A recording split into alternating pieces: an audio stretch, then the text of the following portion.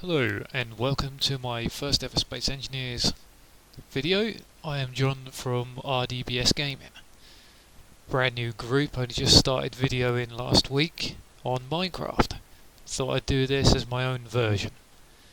This is Space Engineers, so welcome. Here we go. I am on a Earth-like planet, custom skybox. I do run a few mods in the background. Part of my gaming experience, I think it adds to the flavour of it. And I'm going to try not to bore you with any stuff that really doesn't need to be bored. And this currently is what I've been working on for the past 4 months. Not this little base in the front here, but the base behind. And here we go, we are going to go and have a wander into my temporary base, where all my refining and stuff is done. Connector up there. I am using the wind turbines for added extra power. It does actually create a heck of a lot more power, keeps my batteries all charged up along with the solar panels. Simple setup down here, lights all over the place on a button system. We go on up onto my landing pad where I have my little scout ship. Simple name, Scout 1. I don't see the point of having any big large names yet. Power it up, custom cockpit. All ships that I have built on this planet are my own design. That's my inertial dampers on. And we lift off. Because I don't really want to plummet back down to the ground. It's a custom ship that I built up as I was going along. Fully kitted out. I know it looks a bit empty down underneath, but bear with me. I will at some point try and cover that up. All weapons works. It has up and down thrust capability. This one is not up on the Steam Workshop, and it is all ships are built in survival. So this actually, I went out, got the resources, and built it up myself. They're all oxygen vented. I have put the oxygen vent in a weird place. If anybody can spot it, please tell me. I want to know if you're observant as I am. If I have missed anything, please tell me as well. She is a bit bulky, and there's a little glimpse of something I will show you in a little while. Take the scout ship for a quick view, quick run over towards the mountains here.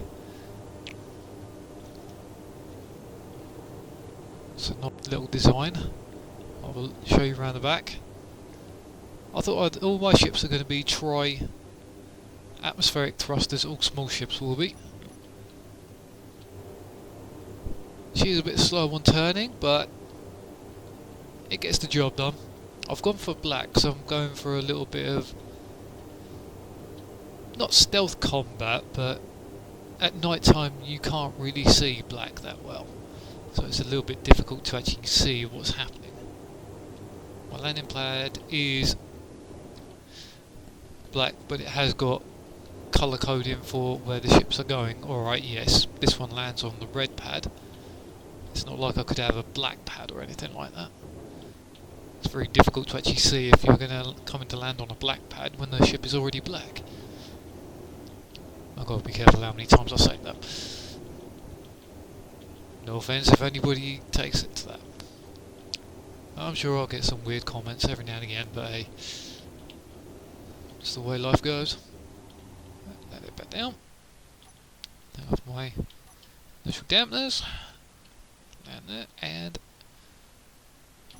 just have a look inside. Custom cockpit. I am using the tungsten female body.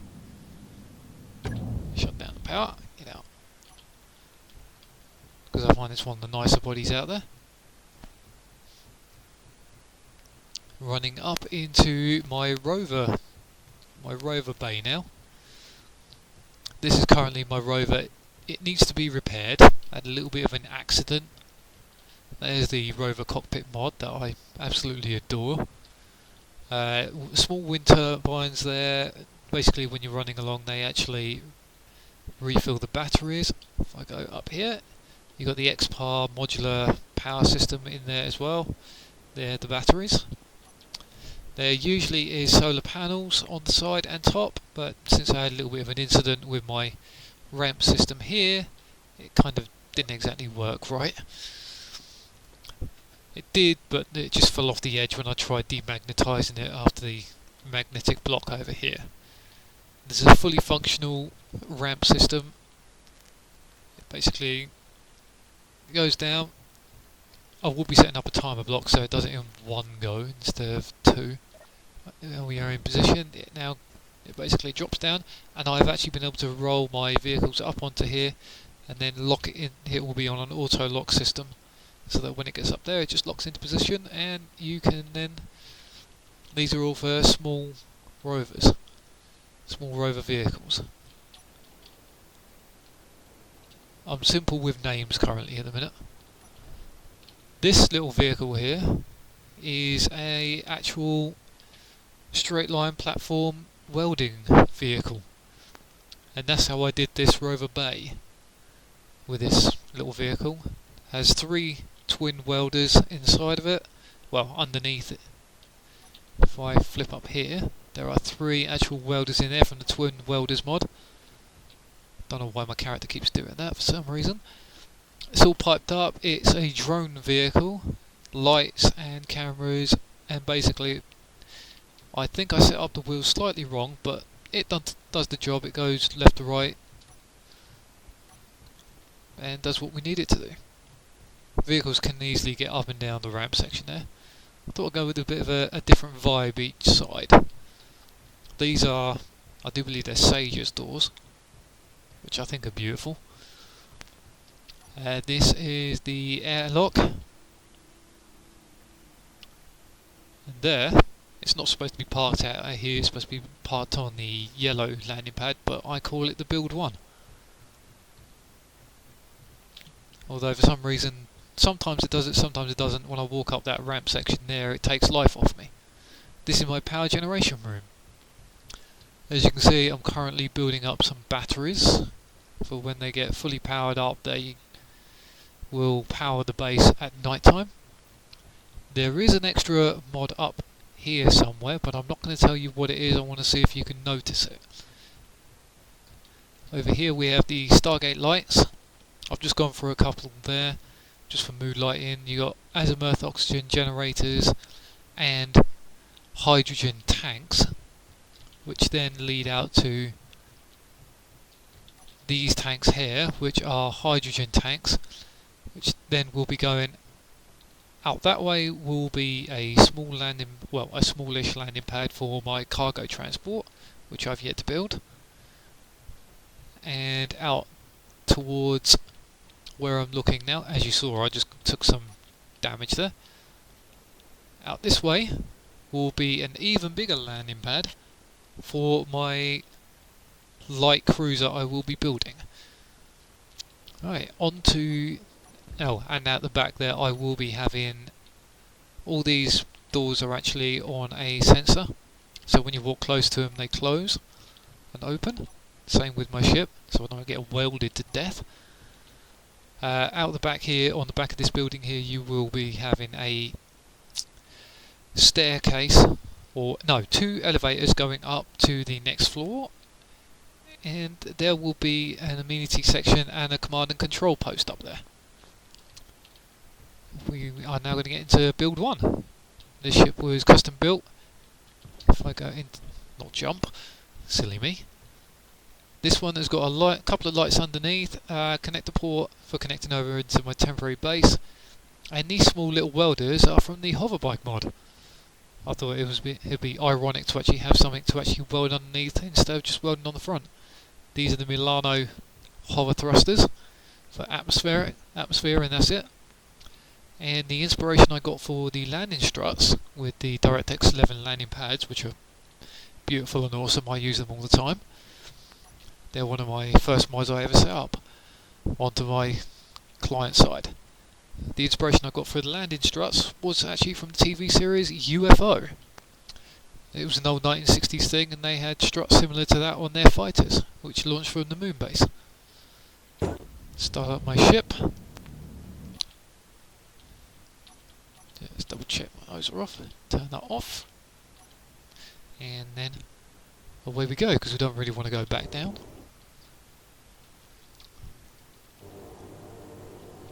She's not as nimble as the fighter, as you can see. That cross was unintentional, it was just part of my design inspiration.